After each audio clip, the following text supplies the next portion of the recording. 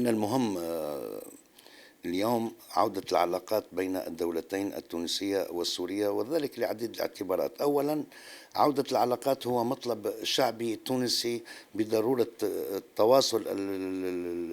العلاقات مع سوريا، خاصة وأن بسوريا هناك جالية تونسية ضخمة وكذلك جالية سورية محترمة في تونس، بالتالي عودة السفارات سوف تمهد عديد المسائل. اثنين، نحن نتحدث اليوم عن تغير في القوى الدولية، وبالتالي مسألة عودة سوريا إلى جامعة الدول العربية وهي دولة مؤسسة، وبالتالي ما اتخذ في تونس في سنة 2012 كان قرار جائر ضد الدولة السورية، وهذا مخالف بطبيعته لنمط السياسة الخارجية التونسية. اليوم فخامة الرئيس الجمهورية أذن بتسريع إجراءات تعيين السفير التونسي بسوريا، وكذلك سوريا سوف تعين سفير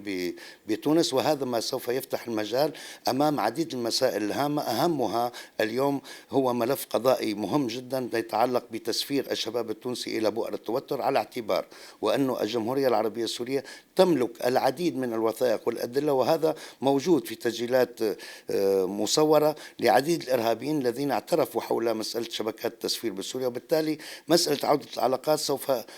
تزيل الغبار عن عديد المسائل الهامة التي ينتظر شعبنا في تونس نتيجة هذه الأبحاث.